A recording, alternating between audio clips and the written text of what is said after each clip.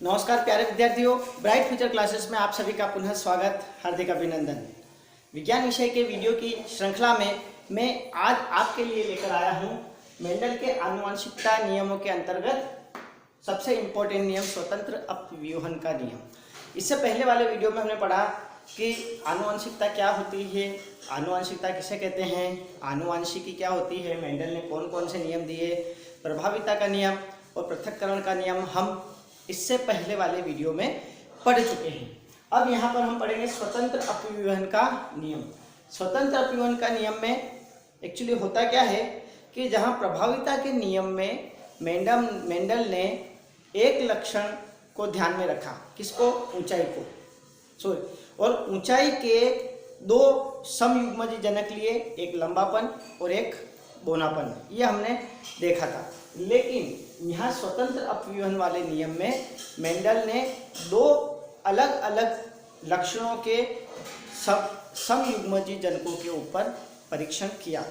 यहाँ पर उसने लिया ऊंचाई के लिए उसने लंबापन और बोनापन लिया, और एक लिया रंग के लिए उसने लाल और सफ़ेद।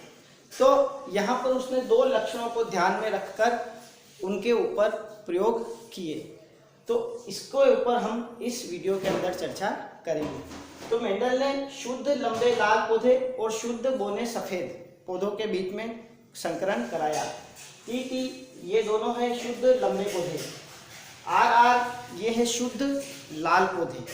तो ये हो गए शुद्ध लंबे लाल। दोनों जो स्मॉल टी दिख रहे हैं ये दिख रहे हैं हमको शुद्ध बोने, और जो दोनों स्मॉल आर दिख रहे हैं ये है शुद्ध सफ़ेद। तो जो चारों अक्षर स्मॉल आ रहे हैं तो ये हो गया शुद्ध बोने सफ़ेद। जब इनके बीच में जब मेंडल ने संकरण कराया, एक जीन लाल का लिया, एक जीन लंबेपन का लिया, एक जीन बोनेपन का और एक जीन सफ़ेद का। जब इनके बीच में इसने संकरण कराया तो उसको जो प्रथम पीढ़ी थी उस प्रथम पीढ़ी में अशुद्ध लंबे लाल पौधे प्राप्त हुए। अशुद्ध का मतलब यहाँ पर एक स्मॉल टी भी आ रहा है और स्मॉल आर भी आ रहा है, लेकिन हम देखते हैं कि F1 पीढ़ी में हमेशा प्रभावी लक्षण ही प्रकट होता है। तो यहाँ पर कैपिटल टी ये प्रभावी है, मतलब लंबापन प्रकट हो रहा है। कैपिटल आर ये भी प्रभावी है, मतलब लाल रंग प्रकट हो रहा है। तो लंबे लाल, लेकिन ये कैसे होंगे, अशुद्ध, क्योंकि शुद्ध तो सभी अक्षर कैपिटल होंगे तभी शुद्ध होगा। यहाँ पर सभी अक्षर कैपिटल नहीं है, इसलिए यह अशुद्ध लंबे लाल पौधे प्राप्त होते हैं। जब मेंडल ने इस F1 पीढ़ी की संतति का पुनः आपस में ही क्रॉस कराया तो यहाँ पर हमको इस प्रकार के संतति प्राप्त होती है। जैसे ये कैपिटल टी जो है इसका हम क्रॉस कराएंगे सबसे पहले इन दोनों के साथ। तो कैपिटल टी का हमने करवाया आर के साथ, तो ये आ गया टी आर। उसके बाद फिर कैपिटल टी का हम कराएंगे स्मॉल आर के साथ, तो ये आ जाता है कैपिटल टी और स्मॉल आर। अब हमारे पास बचता है स्मॉल टी। वापस वही प्रक्रिया हम दोहराते हैं। स्मॉल टी की क्रिया जो है वो हम इन दोनों आर के साथ कराएंगे। तो सबसे पहले कैपिटल आर के साथ कराएंगे तो टी और कैपिटल आर आ जाता है, और फिर स्मॉल टी की क्रिया स्मॉल आर के साथ कराएंगे तो स्मॉल टी और आर। ये चार संतति हमको प्राप्त होती है, इनके आपस में संकलन हमको कराना है। तो ये चारों हम यहाँ पर लिख देते हैं। तो 4 × 4 मतलब 16 का एक चेकर बोर्ड बन जाता है। हमको ऐसा एक चेकर बोर्ड बनाना है जिसमें 16 संतति आ जाती है। अब इस चेकर बोर्ड को भरना है। तो देखिए ये जो टी आर दिख रहा है, इस टी आर का संकरण हमको इन चारों के साथ करवाना है, और जो भी नतीजे हमको प्राप्त होंगे वो हमको इन बॉक्स के अंदर लिखने हैं। सबसे पहले इस टी आर का इस टी आर के साथ कराएंगे तो दोनों कैपिटल टी है तो दोनों कैपिटल टी, दोनों आर कैपिटल आर है तो दोनों कैपिटल आर, हमने यहाँ पर लिख दिया। फिर इस टी आर का संबंध इस टी आर के साथ करवाएंगे तो कैपिटल टी, तो ये दोनों कैपिटल टी हो गए। कैपिटल आर और स्मॉल आर, तो ये कैपिटल आर और ये स्मॉल आर, तो ये वाला बॉक्स भी भर गया। अब हमको इस वाले बॉक्स में आना है, तो वापस इसी की क्रिया हम इस तीसरे नंबर वाले के साथ कराएंगे, कैपिटल टी और स्मॉल टी। तो ये कैपिटल टी और स्मॉल टी आ जाता है। कैपिटल आर और कैपिटल आर, तो कैपिटल आर और कैपिटल दोनों आर बड़े आ जाते हैं। तो यहाँ पर भी ये बॉक्स भर गया।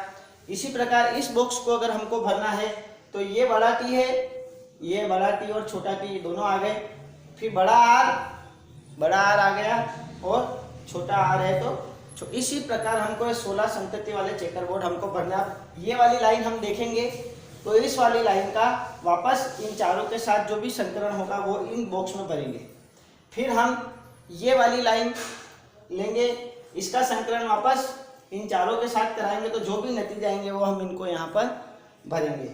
ठीक इसी प्रकार चौथे वाले का भी जो भी नतीजे आएंगे वो हम यहाँ पर करेंगे। इसका संकलन इसके साथ होगा वो यहाँ पर आ जाएगा, इसका संकलन वापस इसके साथ कराएंगे तो वो यहाँ पर आ जाएगा, इसके बाद इसके साथ कराएंगे तो लास्ट वाले से। अब हमको देखने हैं कि हमेशा ये बात ध्यान रखनी है कि कैपिटल अक्षर हमको पहले लिखने हैं और स्मॉल अक्षर हमको बाद में लिखना है। अगर टी और टी लिख रहे हैं या आर और आर अगर लिख रहे हैं तो पहले बड़ा टी आएगा उसके बाद छोटा टी आएगा, पहले बड़ा आर आएगा और उसके बाद छोटा आर आएगा। ऐसा नहीं कि कैपिटल टी लिख दो फिर स्मॉल टी और उसके बाद छोटा आर लिख दो वापस बड़ा आर लिख दो, ऐसा इसमें नहीं होता। हमेशा प्रभावी लक्षण पहले प्रकट होता है, ये बात अपने को ध्यान रखनी। तो कैपिटल अक्षर पहले आएगा दोनों टी में से और दोनों आर में से भी कैपिटल अक्षर पहले आएगा।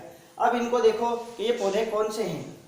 हमेशा कैपिटल अक्षर जो है वो प्रभावी लक्षण प्रकट करता है, तो हमको केवल इनमें कैपिटल जो अक्षर हैं सबसे पहले उनको देखने हैं। तो देखो यहाँ पर ये कैपिटल टी मतलब लंबा है और कैपिटल आर मतलब लाल, तो ये कौन सा हो गया, लंबा लाल पौधा। यहाँ पर भी कैपिटल टी और कैपिटल आर, तो ये भी लंबा और लाल। कैपिटल टी और कैपिटल आर लंबा और लाल, कैपिटल टी और कैपिटल आर, तो ये भी लंबा और लाल, क्योंकि प्रभावी लक्षण ही प्रकट हो रहा है, बड़े अक्षर को अपने को देखना है। अब इसमें आते हैं ये कैपिटल टी और ये कैपिटल आर, तो ये पौधा भी कौन सा हो जाएगा, लंबे लाल पौधे हो जाएंगे। लेकिन अब अपन यहाँ देखेंगे, यहाँ हमको कैपिटल टी तो दिख रहा है लेकिन कैपिटल आर नहीं दिख रहा है। तो कैपिटल टी दिख रहा है, इसका मतलब ये कैसा है, लंबा पौधा तो है लेकिन कैपिटल आर नहीं है। दोनों आर कौन से हैं, स्मॉल, तो दोनों जो स्मॉल आर होते हैं वो किसको व्यक्त करते हैं, सफेद को, तो ये कौन सा हो जाएगा, लंबा सफेद। अब इसमें आएंगे तो वापस देखो, कैपिटल टी मतलब लंबा और कैपिटल आर मतलब लंबा लाल। अब इसमें आ जाओ, कैपिटल टी दिख रहा है मतलब लंबा पौधा है, दोनों आर छोटे दिख रहे हैं मतलब सफेद पौधा आ गया। अब इसी प्रकार ये भी लंबा और लाल हो जाएगा, ये भी लंबा और लाल हो जाएगा। अब इसमें आप देखो दोनों स्मॉल टी आ गए हैं मतलब कैपिटल टी नहीं है, मतलब इसका मतलब पौधा लंबा नहीं है। और पौधा अगर लंबा नहीं है, दोनों ही टी छोटे हैं, तो पौधा कौन सा हो जाएगा, बोना। लेकिन यहाँ पर आर अगर बड़ा कैपिटल दिख रहा है तो कैपिटल आर किसको बचाता है, लाल रंग को, तो ये पौधा कौन सा हो जाएगा, बोना लाल। इसी प्रकार ये भी बोना और ये लाल। ये कैपिटल टी मतलब लंबा, कैपिटल आर मतलब लाल। कैपिटल टी लंबा लेकिन दोनों आर छोटे मतलब सफेद। दोनों टी छोटे आ गए मतलब पौधा कौन सा हो गया, बोना। और कैपिटल आर आ गया मतलब बोना लाल।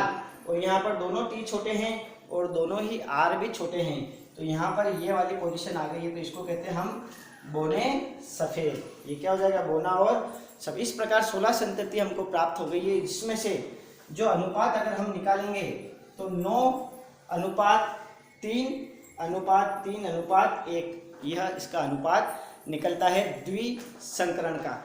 तो स्वतंत्र अपव्यवन का नियम यह कहता है कि जब दो या दो से अधिक लक्षणों को ध्यान में रखकर उनके अलग अलग समयुग्मजी जनक में अगर संकरण कराते हैं तो लक्षणों की वंशागति स्वतंत्र रूप से होती है।